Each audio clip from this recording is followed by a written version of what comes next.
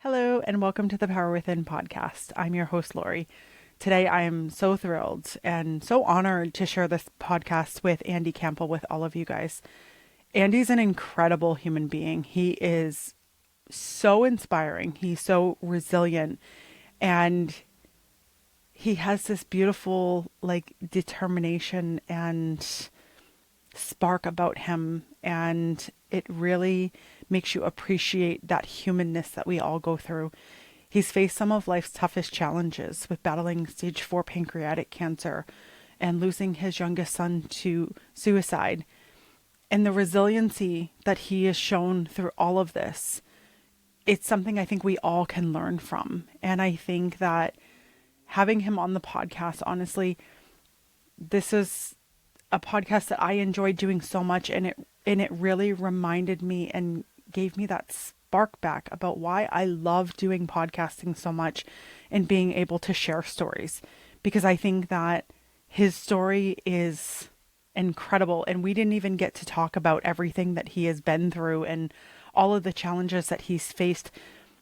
But I'm so honored to have had him on the podcast and be able to share his story and to share his journey and this joy and passion that he has for life and for sharing his story, and to help other human beings on their journey that may be going through similar things, to know that there's hope and to always carry that resiliency within you. I hope that you guys are as inspired by Andy as I am. I hope that you enjoy this conversation. I hope that you can get some different things from it. And, he has a book that you can check out, and I'll have all the links for everything below the show. I really, really enjoyed this podcast, and I'm really, really honored that he wanted to come on my podcast to share his story with you guys. So I hope that you guys enjoy this episode as much as I enjoyed getting to record this. Andy, thank you so much for coming on the podcast. I'm so honored to have you on today. Thank you for letting me be here. I appreciate the opportunity, Laura. It's great to speak to you. I was really inspired by, I know that you have written a book, Overcoming Life's Toughest Setbacks, and you also have a website, and you do speaking engagements. I want to ask you, I know that you have a whole bunch of different things you've been through. You talk about sexual abuse, losing your younger son to suicide. You've had stage 4 pancreatic cancer. I want to ask you, what inspired you to want to share your story with the world and be of service to other people to help them learn things? Originally, I didn't. I wanted to kind of just stay in my little space and kind of avoid any further catastrophes. Just, kind of one of those mentalities. If you don't speak about it, maybe something else won't happen. And I learned after I was diagnosed with a pancreatic cancer,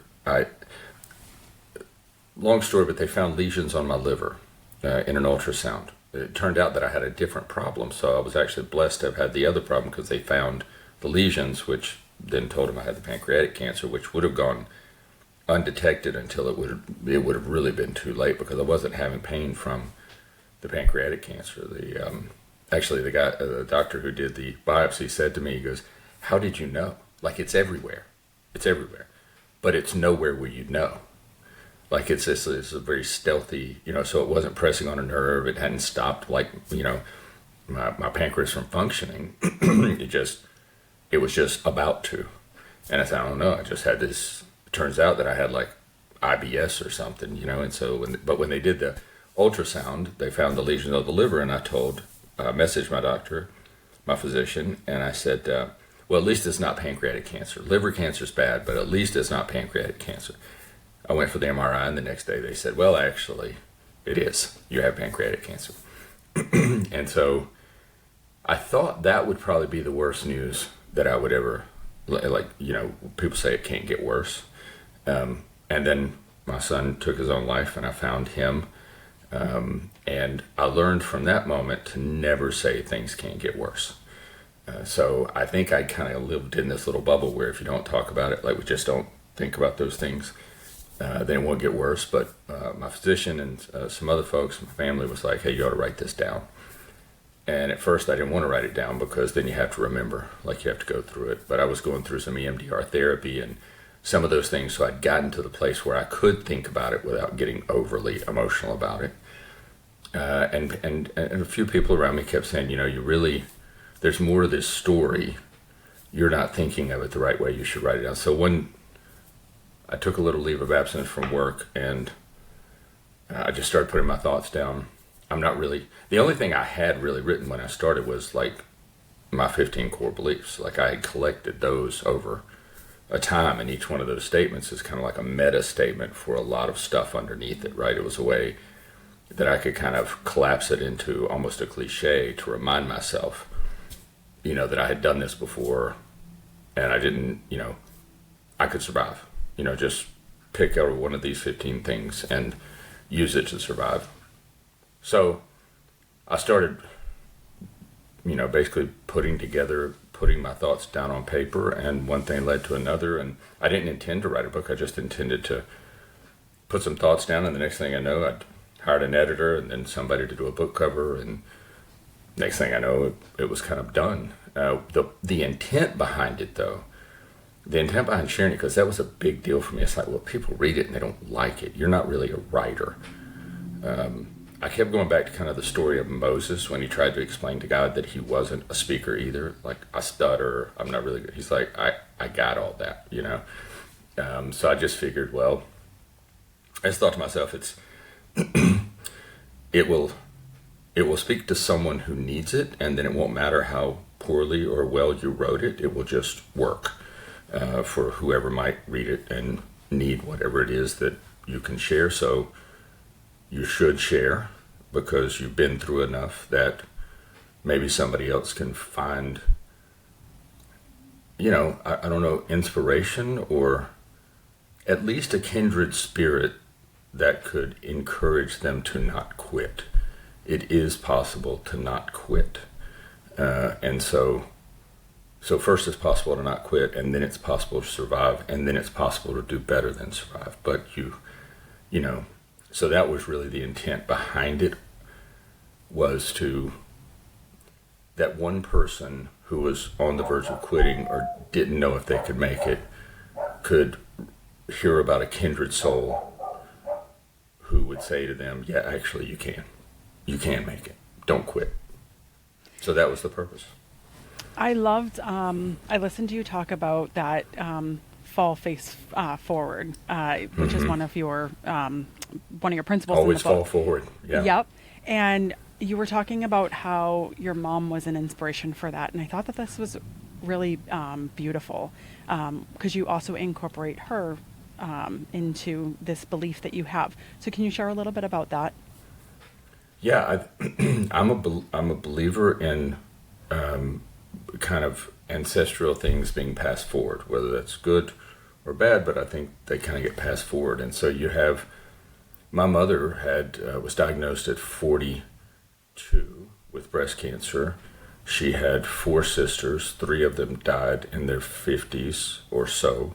One, I think, made it into her 60s, but 3 of them died in their 50s. My mother was one of those 3. She made it to 53. She had ups and downs, so it wasn't like some linear progression. She was diagnosed. Back then, they did a mastectomy on one breast, and then she went through all her treatments. And the idea back, at least then, was if you made it to 5 years, then they would consider you in remission. The goal was get to 5 years cancer-free, and then you would be in remission. And so the first time on her 5th year anniversary checkup, they found cancer again. So you think low, kind of slowly progressing out of that. You think, wow, I'm at the 5th year. I get a clean bit of health here. They'll consider me in remission, and boom, low spot again, like right off the cliff. They do another mastectomy.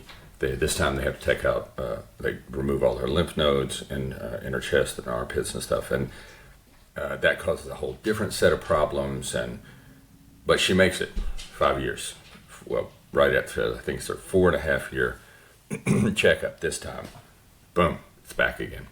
And this time it's back in a way that it had then spread to her abdomen, and they couldn't do anything. They started the surgery and then ended it pretty quickly when they realized there was nothing they could do. What I took away from that, though, was every time I watched my mother just persist.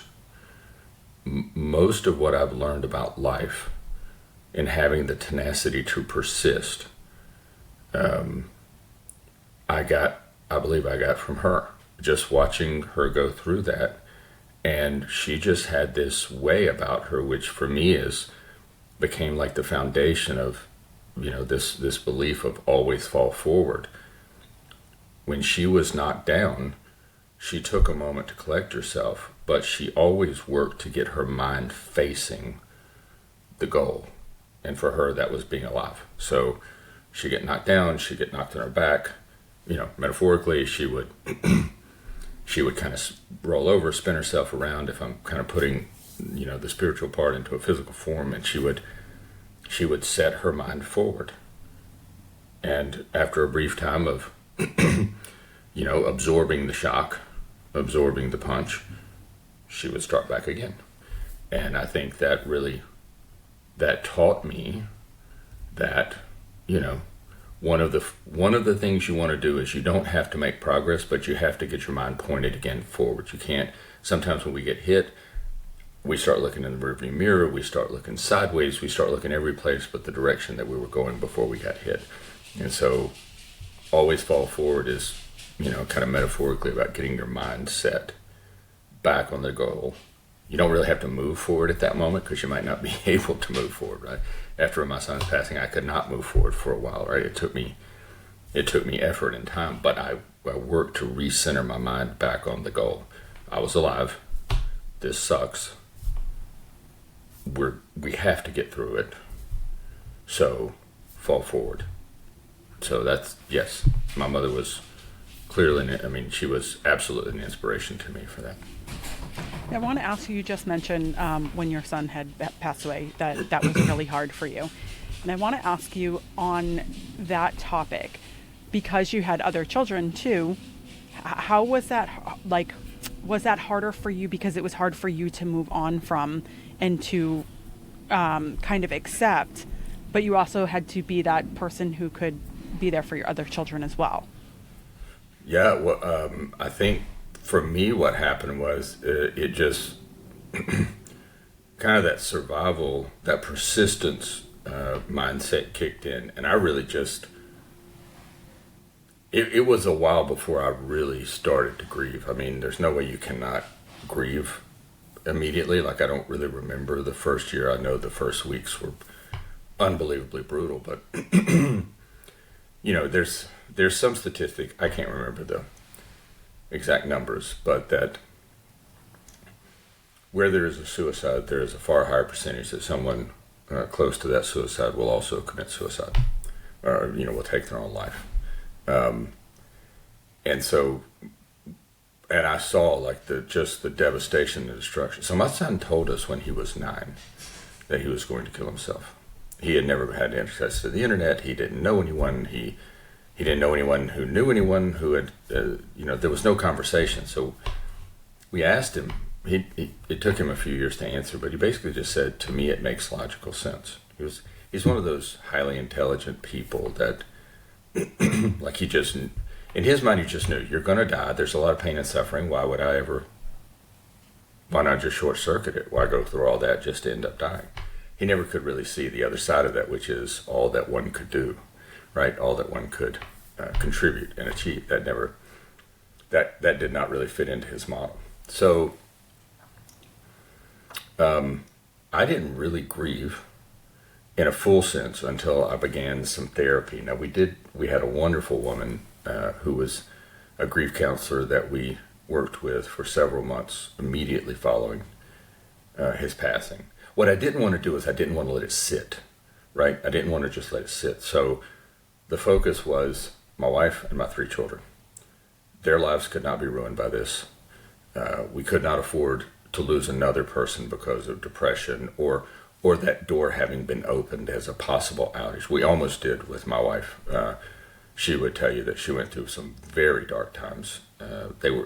She and my son were extremely close. He had promised that he would never do anything like that without coming to her and talking to her first and giving her an opportunity to, to reason with him.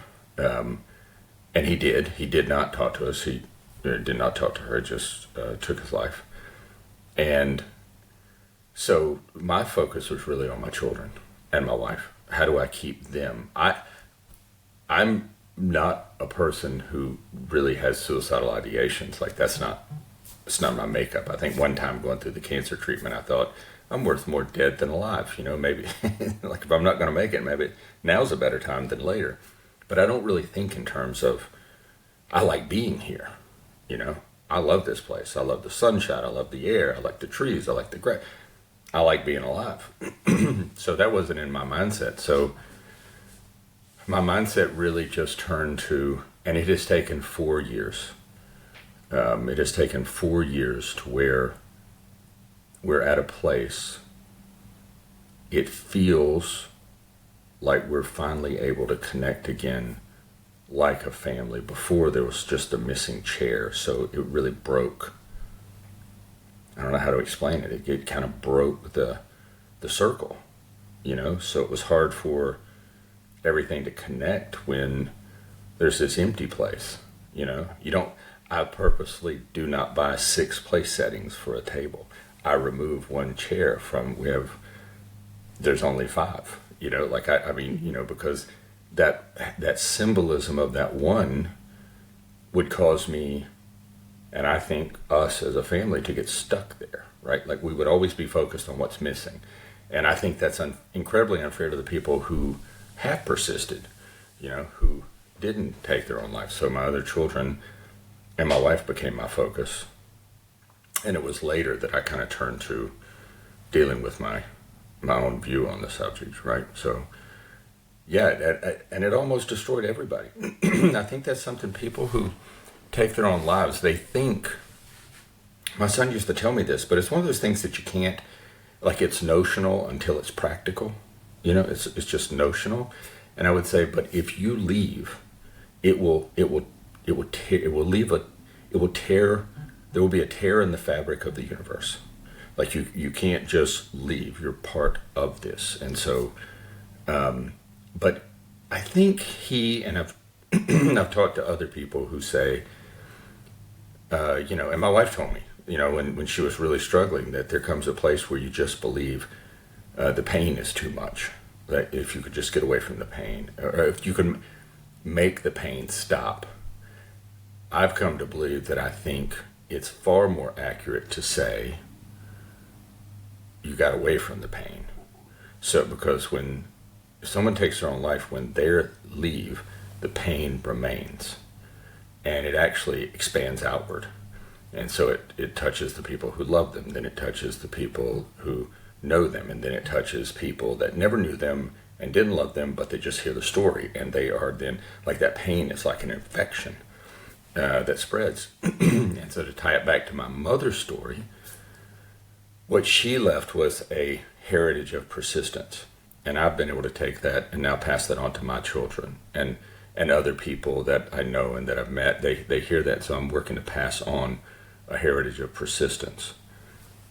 With my son's passing, since the pain didn't go away, what we have to work on now is not allowing that pain to be passed forward. Right, like it will now. It more likely than not, in some way, shape, or form, it will be passed forward, and so you're working to minimize that damage. Had someone who thought about taking their own life decided to stay and either work to diminish or remove that pain, then what they would pass forward is their persistence. They would be like my mother and pass forward. They overcame it. They did the hard work. They were persistent, and then so that's what they would pass forward, right? So that's a long way of answering your question, I think. But it's the pain that happens from suicide infects everything, and it has. I just think there is a higher probability than not that if you're not fully engaged in every moment, almost to the point or past the point of exhaustion, the pain that's left from suicide can can tear your family and just about everything apart. So that's where I put my focus. You kind of touch on this a little bit. I think when you, about the pain and kind of like getting through it and then persisting. And I think you had said somewhere, I think it was the other podcast I was listening to confront pain, you need to relive it. And I think that this is a huge, even for me in my own growth, like this was something that was a lot of things that I had gone through. Sometimes it was easier to bury those things and then be like, okay, well, I don't want to go through that. But what I have learned, and I think you've also learned, is that once you can, everyone's going to leave this earth at some point. And so if you can work through the things that you're struggling with and those pains and those traumas, and then, yes, you're going to have to live through it again, and it's going to be painful. But what comes out on the other side is also that wisdom, that knowledge, that lesson, that beautiful silver lining that teaches you something further along. Do you agree with that? 100%. And I think, each one of these kind of, these beliefs are, they kind of multifaceted, or they can be adopted to situations, which is one of the things I like about having them written down. But so like you take the one, no one outruns the universe. That was reinforced to me by a wonderful therapist that I and my wife and my family were seeing. And I went to her specifically because I'd heard about this thing called EMDR. And I can never remember what eye movement, I can't remember. But it's basically like sensory perception. And are you familiar with EMDR? Yes. Oh, okay. So she told me, and I didn't want to do it, So she was like, well, what is it? And so she explains to me how we're going to have these things that buzz your fingers and sounds through a headset, and it's going to change the neural pathways. And, but to do that, you have to relive, like go back through the memories. And then, it's going to create this new neural pathway so that when you then think about the memories, you won't have this visceral physical reaction to it. Like we'll break that part of it. And I said, I'm not doing that. I'm not thinking. I've got all these things tucked away. Okay, like the last thing, my son, I really could not think about that without just falling apart, right? And there was too many other things to do. My children, my wife, like I couldn't afford to fall apart. So not gonna think about that. All the other stuff, the cancer is what it is. What about it? Go all the way back. It's like I got all those things tucked away. Okay, they've been dealt with. And she said, well, if they were dealt with, you wouldn't be in the situation, mentally that you're in. They're obviously not completely dealt with, and there's no way you could have dealt with your son or everything about the kid, like you actually haven't. And she said, so here's the deal. We can take the number of hours, I think she said like 8 to 20. I had a lot of issues. So it was like, this is going to be like, normally these are like 8, but you might require 20. What she was really saying was, look, you can spend the amount of time of one day of your life, probably less than one day of your life, less than 24 hours. And you can confront these things, you can face them, we can go through this process so that you will be able to think about your life without having these visceral physical reactions or having the anger that comes from it or the disappointment or just all these emotions attached to it. Or you can spend every moment of every day for the rest of your life thinking about it, even if it's just subconsciously, and letting it affect your view of the world and how you react to the world. Because you're not responding, you're reacting to everything. So you can decide one day or every day for the rest of your life. And I thought, wow, that kind of sums up no one outruns the universe, because I thought I could get away I thought I could get away with that. And she was like, no, you cannot. So yeah, I think, in the right process, with the right person, with the right intention, I think what happens is we do relive it every day. We just don't realize we're reliving it, right? Like somebody pulls out in front of us in traffic, or somebody bumps into us in a, in a crowded space, or, I don't know, any number of things, right? Anything could, because you are in fact thinking about it. You're living it. And so I do think you can't outrun the universe.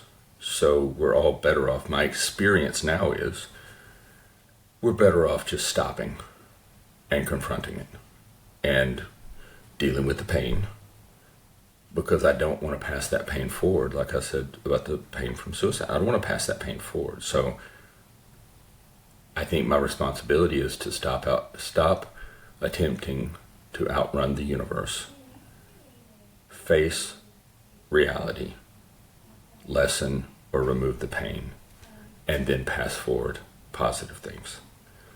So yeah, I believe we will all face it. Now it's just a matter of our own time and choosing of our time when we face it. Now, I know that you had said at one point you will survive, but you'll survive miserably. When you were talking about wanting to, you didn't want to end your life when you were going through a lot of your own things. Do you think that your perception or your outlook changed on that when you were younger, or do you think it was more when you started to really do that work for yourself to get over all of those traumas and different things that were going on in your life? When are you asking, when did kind of my mindset shift from just surviving and surviving miserably to surviving a better way? Yes. Yeah, it really, I think part of it, Laurie, is I didn't realize I was surviving miserably. And then you go through these things, and especially all the things that came with the cancer treatment, and there was a lot that came with the cancer treatments. And then finding my son, that really kind of, what it did was it put, that situation drove me into a much more intentional kind of therapy, not just talk therapy to talk, but with an intent and purpose. And then the EMDR made me realize, it's like, well, I don't want to live like this. I came to a place where I realized that, to a certain extent, I don't like saying I lived a lie, but I certainly lived with an unintentional self-deception of was I happy or not? Because you come to a place like, I'm like, oh, well, yeah, I'm happy. But then I came to a place where I realized I'm not happy. I can't remember when I was happy. Wait a second. Have I been living miserable? Like, yes, I have survived, but what's, when I say what's the point of surviving if you're just going to be miserable, I don't mean in the sense of like ending your life, because I'm like, then do something to not be miserable, right? Like, and so I think it was actually later, it was probably in like the last 5 years that, that realization came to me.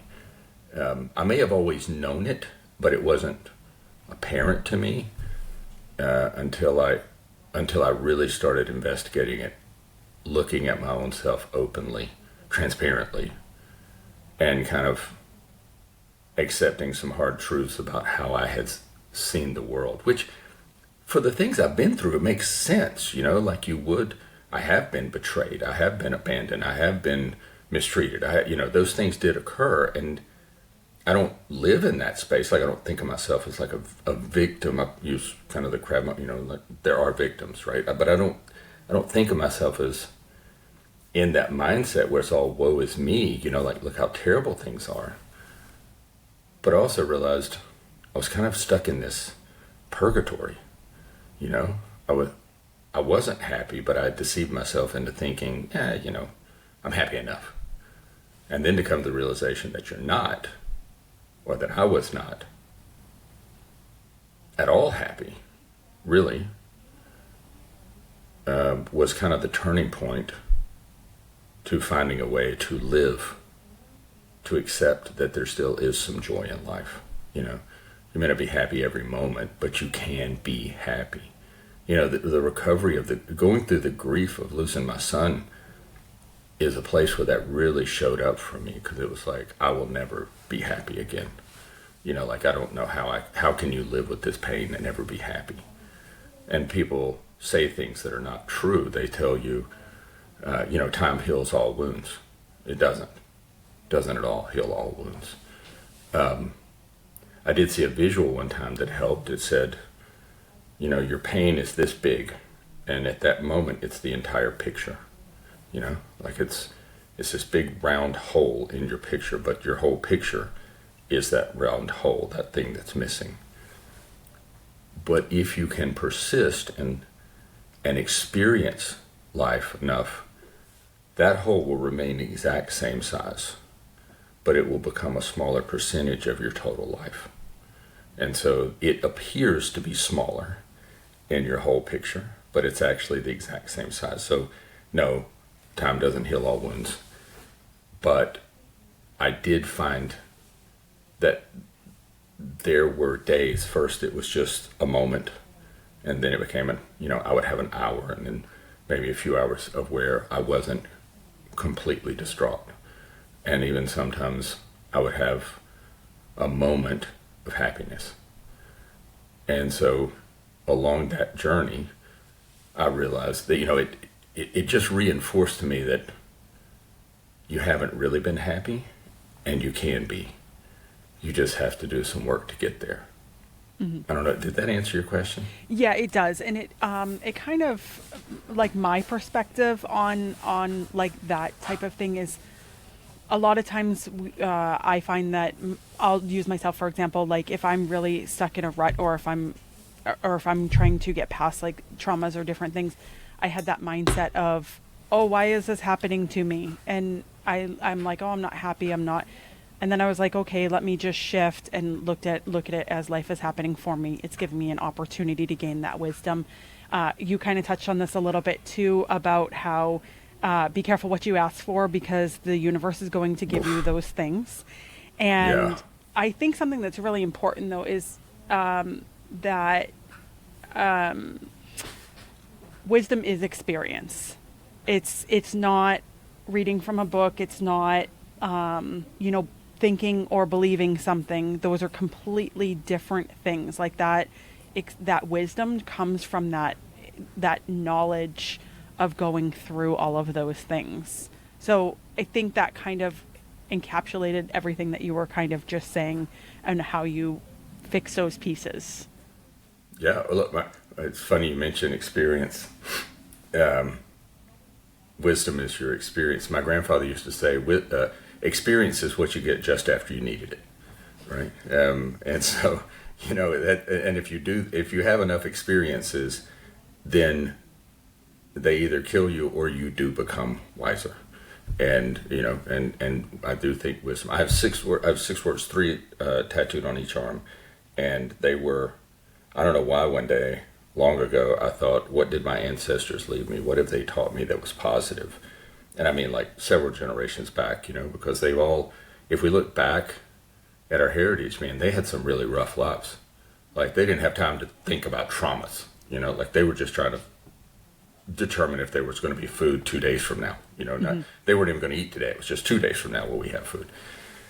And on my right arm, it starts with honor. It's honor.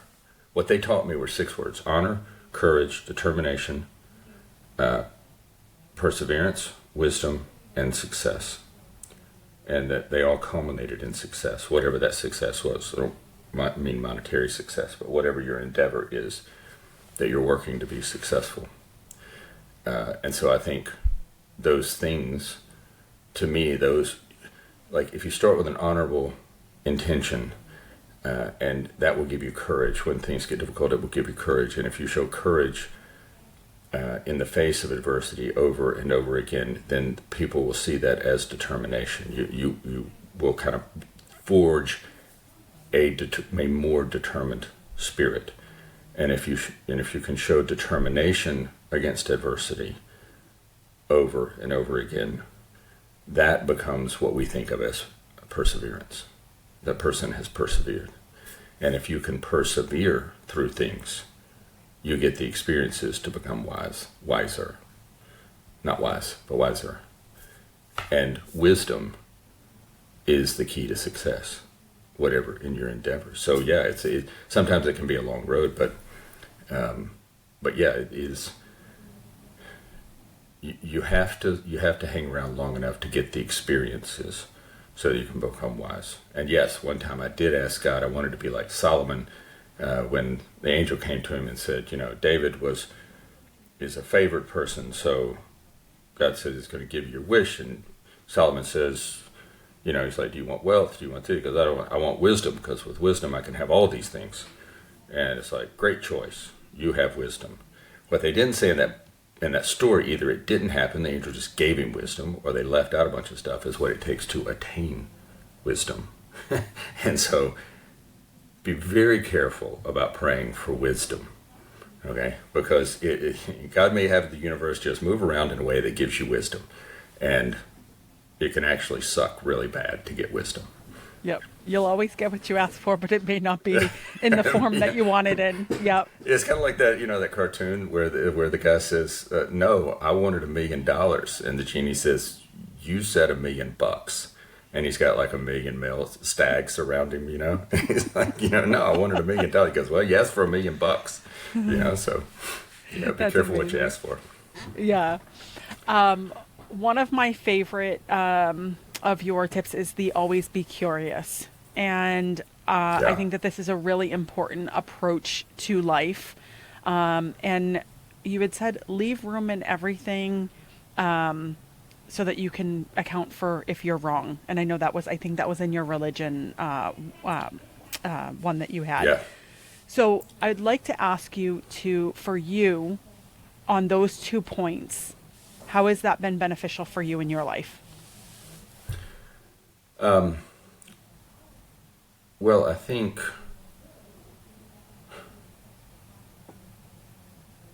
being insatiably curious, some of these beliefs kind of tie together, right? Being insatiably curious is a key. You have to be insatiably curious, or you can never move from what you think you know to what you know, right? And so I think words matter a lot. Even, like one of them is never try, always work, right? Because I have worked really hard to stop using the word try. To me, and a lot of people don't view it this way, so you kind of adapt it to the way your own, thinking works. But to me, the word try tends to insinuate that it's possible that it might not happen, but I put some effort into it. I tried.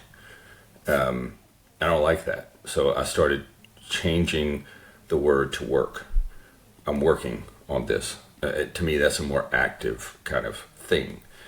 And I think curiosity drives one to work, to move from, I don't want to be in a place, if at all possible. It doesn't mean I want to be paralyzed by decision making.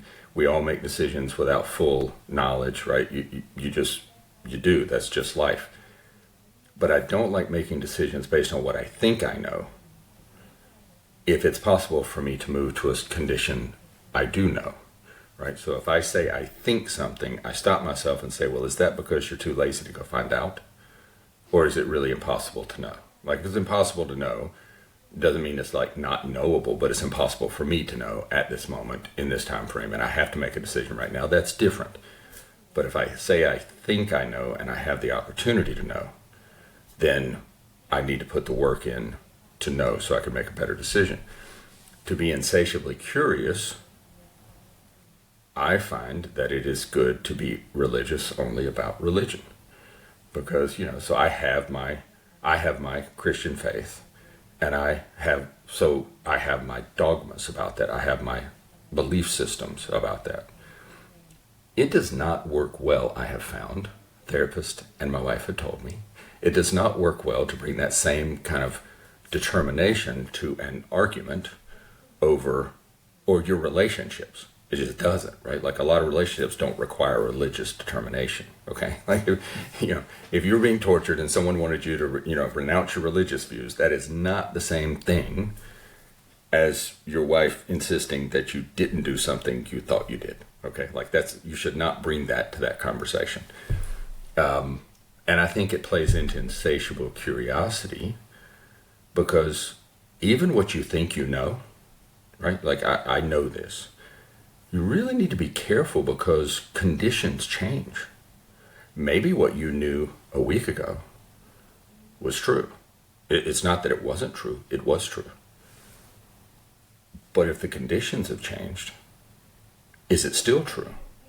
And if you hold on to that, what was true a week ago, as a religious dogma, then you will not be open to the conditions have changed. And now it is mostly true, but not wholly true. And so, how would you piece these things together? How would you have insatiable curiosity? How would you? Because if you're only religious about religion, meaning you're not religious about this thing that was true a week ago or a year ago, then it means that you can consider what you know today to only be what you think you know, and you should work to determine, is it still true? That fits in with another one, which is equations are constant, but variables are constantly changing. Things change. So don't get so locked into the way something worked before that you don't investigate to make sure that it is still the same thing.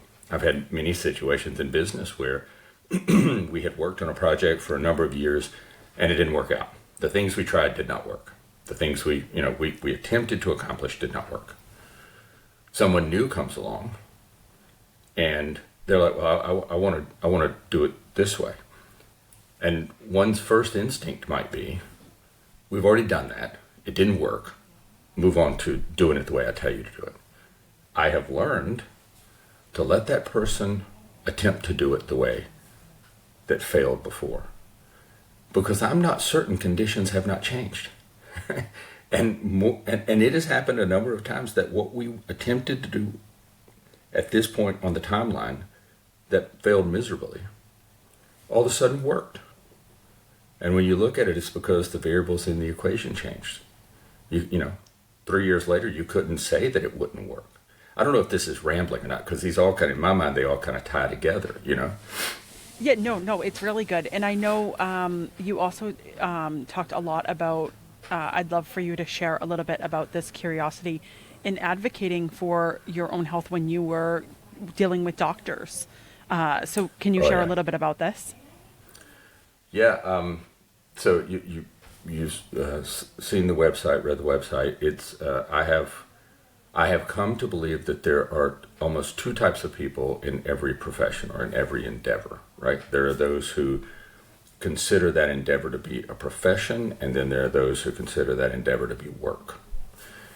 In the world of medicine, there are doctors and there are physicians. In the world of law, there are lawyers and there are counselors, right? You know, and you can just go down the list. And when I came to the realization that my general physician, my family physician, was the physician, and my original oncologist was just a doctor, right? I mentioned on the site there's the difference between an oncologist and a chemologist, right, or a radiologist. They just do the treatments, but they don't really study the subject matter as much as they should, right? They get stuck with what worked 3 years ago. They haven't been insatiably curious, so they don't know that what they thought, that what was accurate 3 years ago is now no longer accurate, right? New treatments have come along, new discoveries have been made. So what I found was, and I looked at those, like my general physician and my oncologist, and I'm like, okay, both reasonably well educated, both have about the same number of years of experience. Why is this guy so much more intelligent, so much more aware, his advice so much more accurate, his knowledge so much greater? Why is that? The other variables are all relatively normal. I mean, so what I found was my oncologist just wasn't curious enough. He was curious at some point, probably enough to get through school, get through his internship, do his fellowship, and then he just kind of settled into what I learned in my fellowship is still accurate today. And my physician, my general physician, family physician, never stops being curious. There is no point that he's not willing to upend what he believed was accurate, like even last week. He's like, well, that was accurate last week. I think I should make sure it's still accurate today. Or some new piece of information that comes in that says, wow, this is even better than what I thought last week, right? Like I'll change he doesn't get religious about medicine. He saves his religion for his belief system. I don't know if that kind of answers the question, but that idea of, I'll give you an example, because I think we probably want to chat about fasting. When I after my 15th round of chemo, I thought I was coming apart on the inside. I was done. I wasn't going to do any more. The cancer had regressed. The chemo had been successful, but the problem was it was killing me faster than it was killing the cancer. So I told my wife that I was done. I don't think she understood what I meant by that, because she approached it differently than she did once she realized what I meant by that. And I met with my family physician, and I told him, and he attempted for a short time to talk me out of it. And I said, no, I'm dying faster now, right? At least I've got some period of time. And he said, well, look, I have been doing a lot of reading, a lot of research, and at the University of California, San Francisco, at the Osher Integrated Medicine Clinic there, they are using fasting before doing chemotherapy. And they are seeing a significant lessening of side effects. And I think I may have a little bit off, but I mean, this is how I remember the story, okay? The details, like the Osher Clinic, that kind of. And he said, so I tell you what, I think we need to do a 20-day water-only fast. And I said, you are insane. No one lasts 20 days. And he says, well, there's people who have made it longer than that, okay? And I said, look, I'm 15 rounds of a 3 chemo treatment plan. So I would go in on, say, a Monday. It would take 6 to 7 hours to get the two chemotherapy drugs into me with all the other stuff they have to put around it. And then they would hook a pump up to me. I had a port in my chest, and they would hook a pump up to that, and I would take that device home, and it would pump the third chemotherapy drug, which was toxic enough that they couldn't give it to you in one sitting. It had to go in a small dose every 3 minutes for 42 hours. And they sent me home with a hazmat bag, because if any of that spilled out, I had to take the pump and put it in a bag and call the fire department, which I thought was kind of in a dark humor sense, really kind of funny that they were sending me home with a hazmat bag for what they were putting in me. I was like, should you be putting in me that which I have to call the fire department and have like a hazmat team show up if it spills? But I realized in that he finally talked to me, and I said, okay, I'll try. I'll do it. I don't know how long I can last, but I'll do it. I'm not going to do chemotherapy. And there was nothing else really at that moment in time that I knew of, that I was aware of. And I made it 10 days. I went into his office every other day. They did blood work, they did measurement, they did all this stuff, because I mean, it's not something I would recommend without active engagement from a physician to go that long. But that was really a turning point in my whole cancer treatment, which we can come back to. But when I went during that time, my oldest daughter, who was in medical school, found this place at the University of Pennsylvania called the Brasser Clinic, and the Brasser Clinic has had a couple trials going on specifically for pancreatic cancer patients who have the same mutation, genetic mutation that I have, which was the same one my mother had and all her sisters, that it was a BRCA, a BRCA mutation. When I got through that 10-day fast.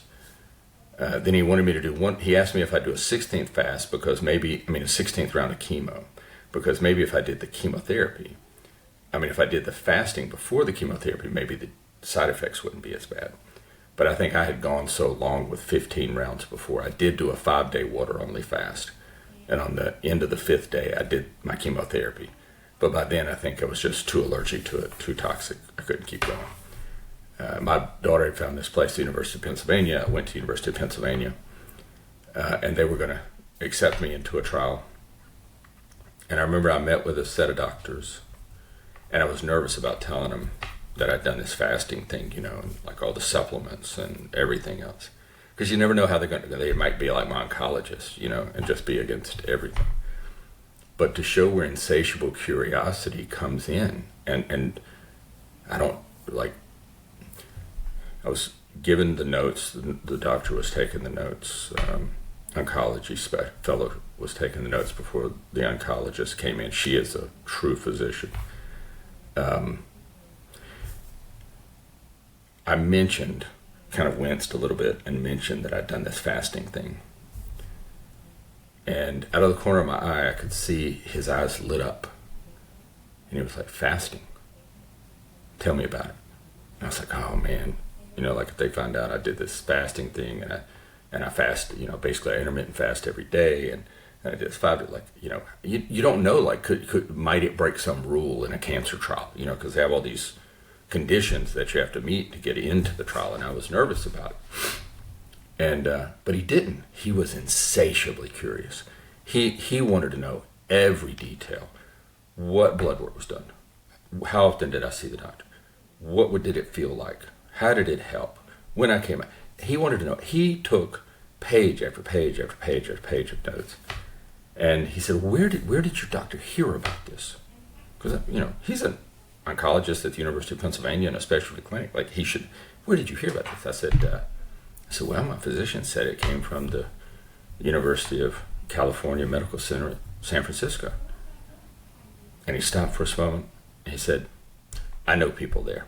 When I leave this room, I'm calling them. I want to know more about this. Those are the physicians you want when you have a problem. You don't want the doctor. You want the physician, right, who will consume all information and is just really his or her life's work is finding a solution, and they're not religious about the solution. I just want to find a solution to save people's lives. So I think insatiable curiosity in the medical profession it should be a requirement. People will say we don't have enough doctors in any medical system, right? And I would say, no, we got too many doctors. What you don't have is enough physicians. We don't have enough physicians in this world.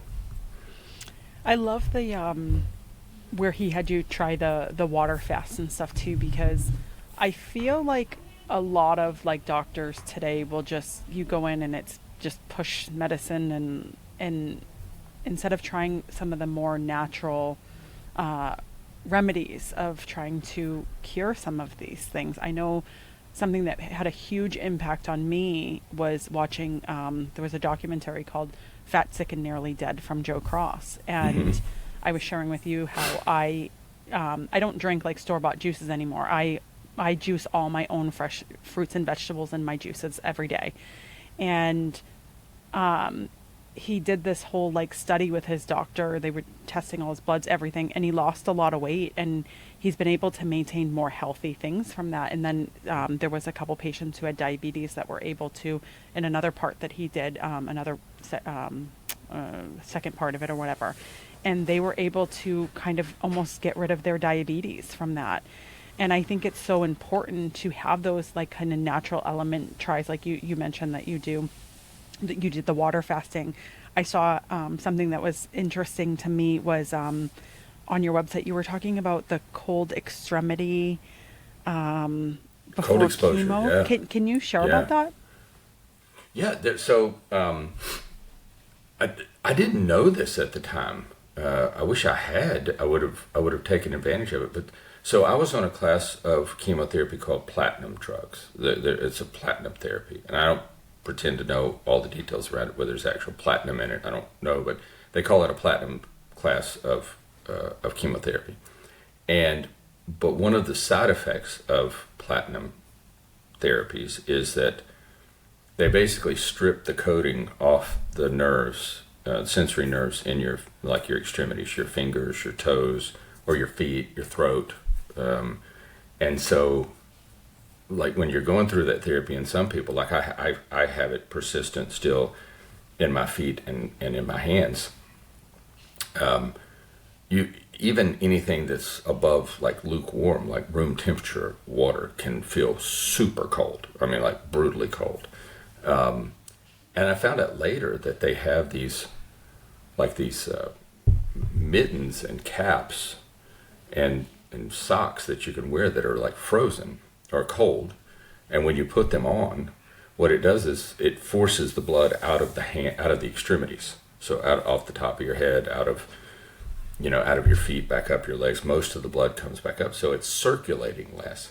So the platinum drug has less direct contact with the nerves in those extremities because your extremities are in these cold things, a hat, a glove, socks, and so they have much better, like people have much better outcomes doing the platinum drugs and not having the side effects of the drugs. I don't know who was curious enough to think of that, because that's counterintuitive to me, that to prevent, having problems with cold, you make yourself cold. But yeah, if I was doing chemotherapy again and it was a platinum drug, I would absolutely wear the cold gear, because it makes a huge difference to people. And you do a lot of, you've tried a lot of different things, talking about curiosity, red light and vitamins and all kinds of different things. So for you, I'd like to ask you, how is just trying all those things, because nothing, trying doesn't hurt anything, to try all these natural things. How has that No. benefited you? Well, I think it's kept me alive. And it's given me a chance to have a better life. It's given me a chance to live long enough to look at life in a more joyful, happy way, right? So I'm thankful that I've lived long enough to start experiencing some happiness in life.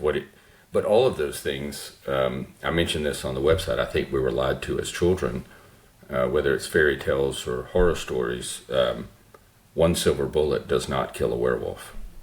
It takes a lot. Like, that was a lie, because everybody's looking for the silver bullet. There's not one.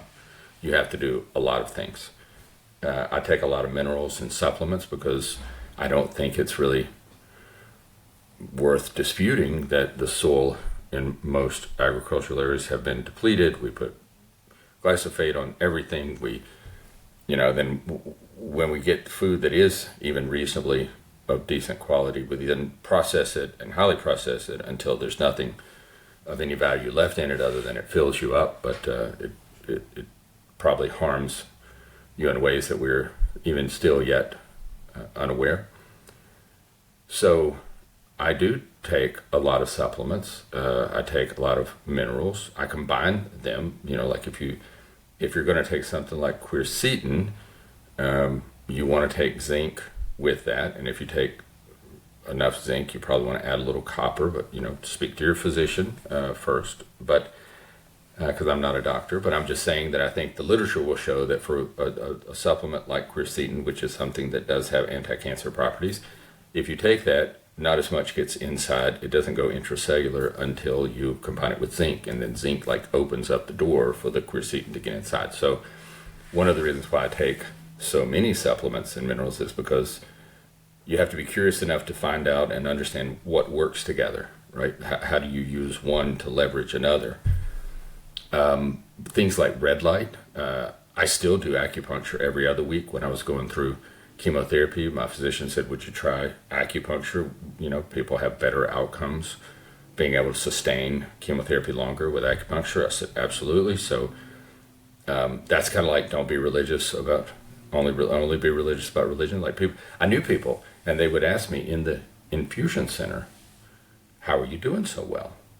And I was like, well, I do red light therapy, I do acupuncture, I go to guided imagery every week, I do all these other things. And they were like, yeah, I just think that's all in your mind. I don't think that works. And I was like, okay, well, I don't know if it works or not, but I'm open-minded enough to read a few studies, and I could use a better outcome right now. Most of those people that I talked to are dead now, and I'm not. I don't know if it was like specifically what I did or how it worked, but I know that by being open-minded enough and curious enough, I believe that all those things, red light, I think is tremendously helpful. Acupuncture is wonderful. Guided imagery, especially during chemotherapy, was unbelievably helpful. I did Reiki. I've done, a lot of times when you're going through whatever you're going through, the loss of a child, the loss of a spouse, a loss, or a loss of a job, whatever that loss is, or you're going through a physical challenge, a disability, some setback in some way physically or spiritually or emotionally. Having the energy to persist is incredibly important. You have to have your brain needs glucose, your organs need energy, like you got to have the energy to survive. And juicing your own juices, getting the most nutrients that you can, fasting to let your body get into a state of doing autophage where it's clearing out old dead cells and enabling and enhancing your immune system, acupuncture, all these things. For me, the supplements were all designed, and the medicines, off-label, on-label, all of this whole protocol, in my mind, was designed to do two things. First, weaken the cancer cells so that standard of care therapies had a better opportunity to work, right? I wanted to give them the best opportunity to be successful. The way I could help in that process was to do all I could to weaken the cancer cells so they had less capacity to resist. And the second thing was to give me enough energy to continue on with the treatments. And that was the same thing in grief. I did Reiki and acupuncture and all that because to survive the grief, you've got to have enough energy to get through the grief, right? To get through that situation. So yeah, I think the things you mentioned, red light therapy, I have one, we talked about, I have one of those big things hanging in my closet, unceremoniously hanging in my closet that my wife hates, but I love the way it makes me feel. Just the warmth of it. I can tell a difference when I do it and when I don't do it. So yeah, I think all those things they're all individual little silver bullets, right? And if you put enough of them together, you might have a shot at killing the werewolf. Yeah. And do you do, I know you mentioned on your website grounding as well. Does nature, for me, nature is huge and it helps me like anytime, like any moods I'm in, it always uplifts me. Do you find that nature helps you? Do you go out and incorporate nature into anything? So this is an area where I absolutely have a strong belief about it, and I am a poor practitioner. So I do work to get outside every day. Even in our area, there is nature, and just allow the sun to enter my eyes and, feel the energy of the earth, of our atmosphere, just to feel it. Now, my son, who had started probably when he was 16, he took my truck and put a camper on the back of it and took it out west and started traveling. He just wanted to see every national park. And that has turned into, for him, kind of a work of missions, like a mission work. And where his goal is, and then as he had to deal with the loss of his brother, it became a central part of his healing and his journey. He has his motto is out there, go out there. And the reason for that is because he believes that, his belief in God or the source or a higher power, whatever you look at, the universe, cannot be found in man-made structures. You need to go to the natural structure. And when you go there and you sit there and you just have to sit with it, the vibrations, the earth itself, in my opinion, was designed for us, right? So it's there to help rejuvenate us and bring us back. And that is what he does. And that's, he has a good sized Instagram following, and his whole everything that he does in his travels. He just came back from his second stint in New Zealand, but it's when he goes, his intent is to show people there are places you can go and you can find the peace and rejuvenation that you need to heal. And I think your point is 100% correct. Most of that is really sitting in nature. It is out there. to kind of steal his phrase, but it is out there. But no, some of my physical challenges do not lend any longer. Neuropathy in my feet, a couple back surgeries don't lend any longer to the type of experiences that I would like to have. Mm-hmm. So I take what I can get. But I think even that is important. Take what you can get, even if it's just going for a walk. And if it's just when you're on a walk and it's a nice day, and take your shoes off and walk across the grass, or just stand there for a few minutes. Take what you can get. But if you have the opportunity and you're physically able, you may not be mentally in a place where you think like, I want to go do this. But if you're physically able, go out there, sit in nature, sit in a place, and you might find that your mental place becomes a lot better. Absolutely. I love this conversation. I could literally talk to you for hours, but I do want to be mindful because I know that you probably have a busy schedule. So I'd like to wrap up asking you 2 questions that I ask all of my guests. And the first question is, do you believe in fate, or do you think that everything is predetermined?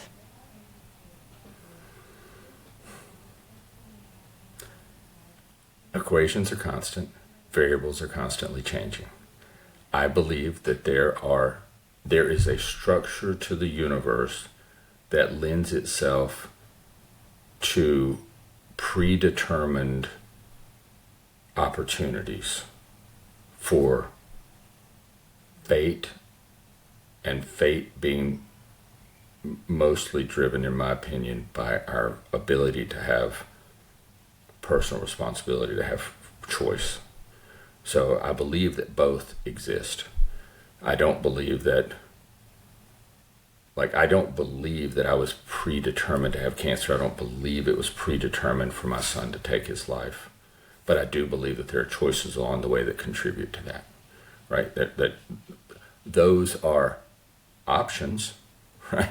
If I do these things, a lot of things I think I contribute. I had a genetic defect, but I contributed in many ways to creating an opportunity where, defective cells could grow into a tumor in my pancreas. I think I had some part of that. Okay. So I think the mechanisms, the overarching mechanisms of the universe exist, and those are kind of predetermined. I see those like equations, like the equation is constant. Like if you do these things, then you will get a summation. What those things are, the variables, those can change, and those can be your decisions. They can be decisions other people make. They can be fate. They can be a decision the universe made. Like all those things play into that. But it's one reason I would encourage people who are having suicidal ideations to not act on that ideation, is because the variables are constantly changing. If you just give it enough time, things will change. You're not predestined to take your own life. Okay, that's an option, but you're not predestined to be there. You might just be. There are other options. You can make other choices. One is waiting and doing nothing. If you're standing on the edge of, people say always move forward.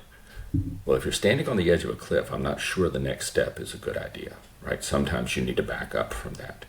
So even if you just don't do anything, give time an opportunity to change the conditions. So I believe in both, Laurie, if that makes sense. It does, actually. That was a really great summarization of that.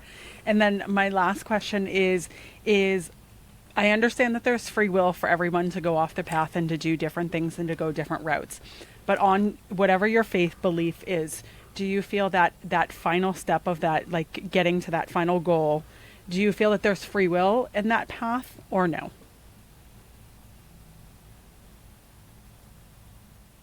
I do. I personally do. I still believe that I think we have many options in front of us. Some lead, I do. I think we, in my faith, I'll draw it back to this. And many of your listeners won't have this belief system, so just go along with it metaphorically for a moment, okay? When Christ was on the cross, as the story goes, there were 2 thieves. And one thief decided not to believe, and one thief decided to. And as the story goes, he went on to heaven and the other did not. Set aside for a moment whether you believe that's a myth, a story, untrue. Just look at it metaphorically for a moment. I believe that we do come to those decisions. We have a choice, and there comes a fork in the road. So yes, I believe we do have choice in how the final outcome occurs. Awesome. Thank you so much for this. If anyone wants to follow your journey or to get in touch with you, how do they do that? AskAndyCampbell.com, or the book is on Amazon. Andy, thank you so much for this. This has been a wonderful conversation. I appreciate you so much. Thank you for your time, and thanks for the opportunity. Thank you.